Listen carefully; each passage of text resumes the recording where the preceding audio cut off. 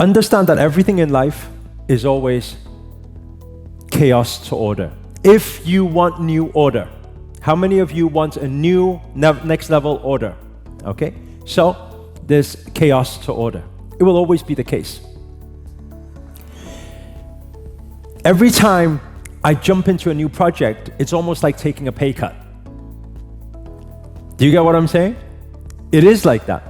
It happened from when I was, I remember when I was working in burger vans.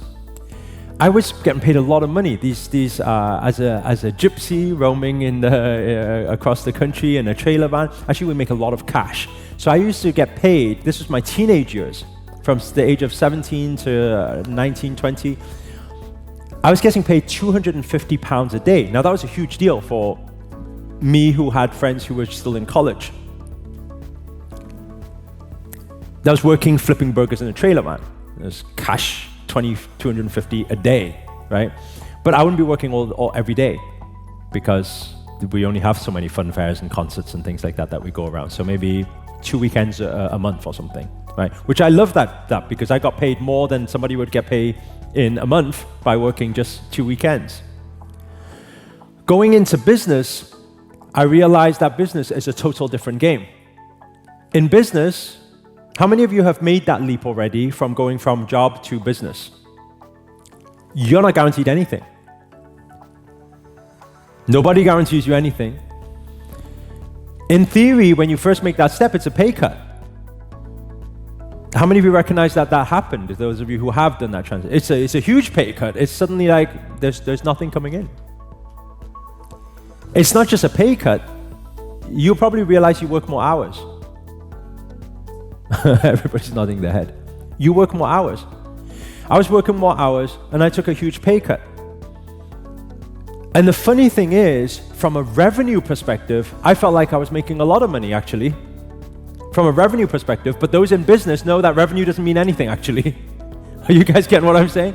And especially in today's line of work, actually, online businesses, it's so much easier. Your revenue means a lot more than a restaurant business where I've got 60K of rent to pay every year, and all my rates and all my bills and all my staff, all my chefs, it's a whole different game. It's a whole different ball game.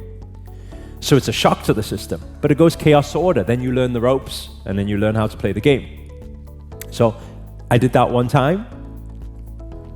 I did that another time when I decided I don't want to work in restaurants anymore. I want to own a franchise. Because the idea of a franchise is cool, isn't it? You're saying that everybody else invests in opening your noodle bars, and then you just get an overall commission and management fee every single month, passive from everyone. It sounds like a sweet deal, no? Would you not like to own Subway or own McDonald's and then have the 52,000 Subways pay you every single month? It sounds nice, like a nice deal. That's what I thought. And then I had this bright idea that I'm sick of restaurants and that I'm going to do a restaurant, we're going to do a franchise. I'm going to sit in an office instead of working in the restaurants and ordering stuff. I'm going to make other people order the stuff. I'm going to sit in the office working on branding, working on how to franchise out this business. So I'm working on that game. But guess what? I decide, this is a brutal transition, but I've always made these brutal transitions where I literally just dropped the restaurant thing. Imagine, it's like what people would, the logic-minded people will teach you, don't cut the cash cow, don't kill the golden goose, and do it over time, when it starts doing, put some effort there. But I'm the all-in guy. And I've done it so many times in my life so far. I'm the all-in guy. I'm like, no, I'm not enjoying this anymore.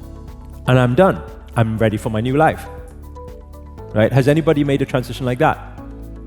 I'm like, I understand there's a smooth transition, but no, I burn the boats. I take the island. That's the saying, right?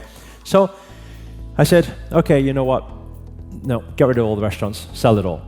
And while I sell all the restaurants, each one selling a few hundred K, you would think, oh, there's a lot of money there. I thought there was a lot of money there. It's weird.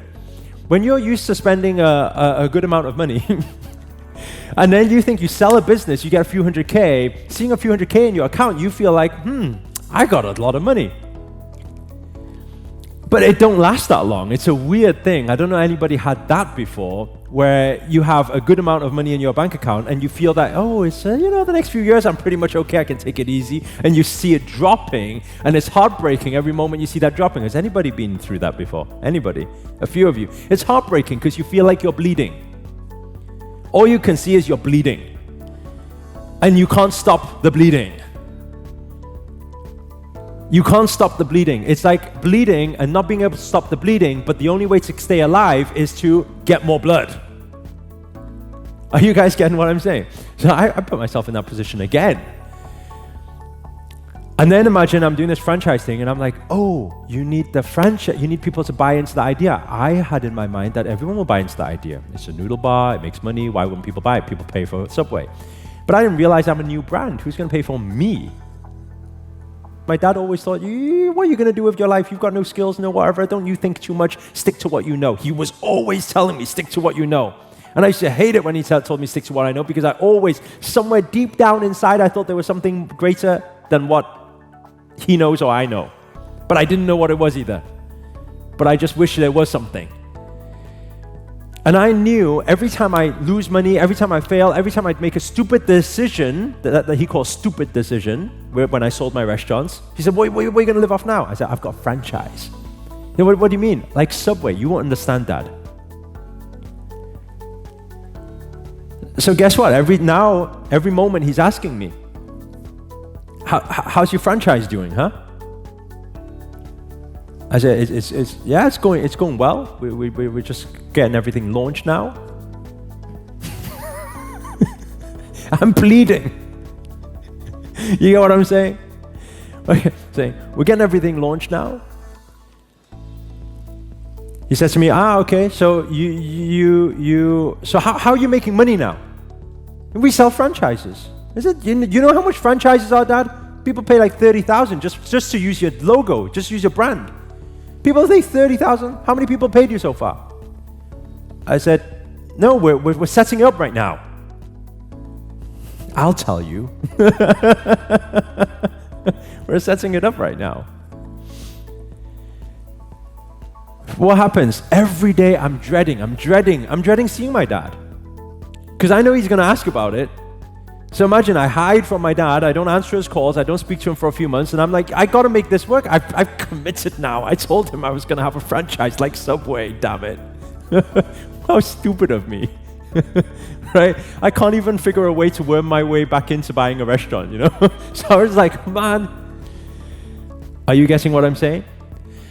And this is the beautiful thing that a lot of the time in the past when I was watching some speeches when Gary Vee talks about this, he says that a lot of the time people can get paid a 100K job, and then when you go into your business it's a whole different game, but what's most important is that you're doing something you enjoy. And what he always says is, I would much rather get paid 40K a year doing something I love rather than get paid 100K doing something I don't like. You get what I'm saying?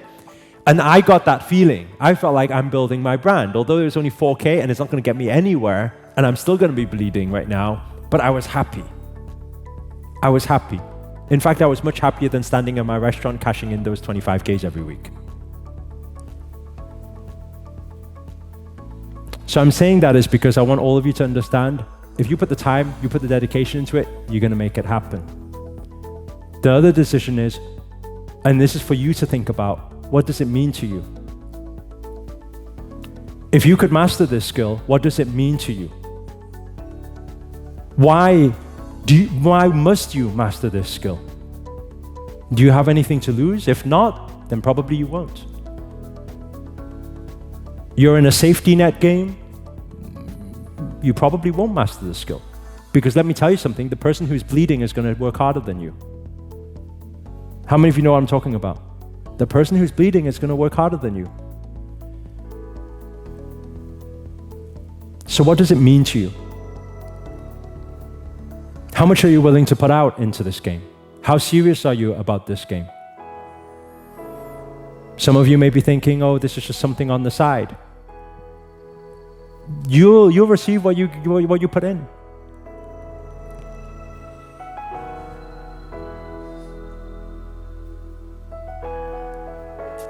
The skill of selling really gives you so much, so much, because it's directly proportional to money. There is nothing so directly proportional to money. Do you know that? There's nothing so directly proportional to income. Your ability to sell is directly proportional to income. So what does it take to master it? What are you prepared to give to master it? How much does it mean to you? What does it mean to you?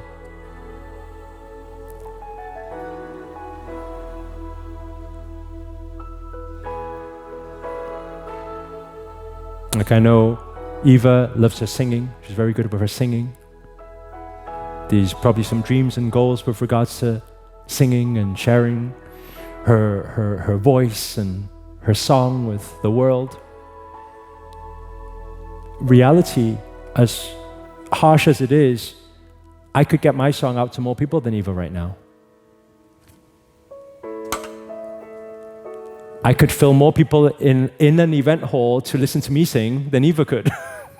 That's the reality. I could dedicate, if I wanted to, the rest of my life to music. I could produce whatever records I want to produce for myself right now if I wanted to. Do you get what I'm saying? That's the effect of money. You can say it's not the most important, but it's pretty powerful.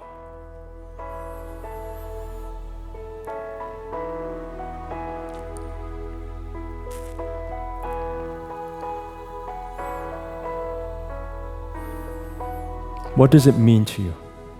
What are you prepared to give it? What are you risking? What are you prepared to risk?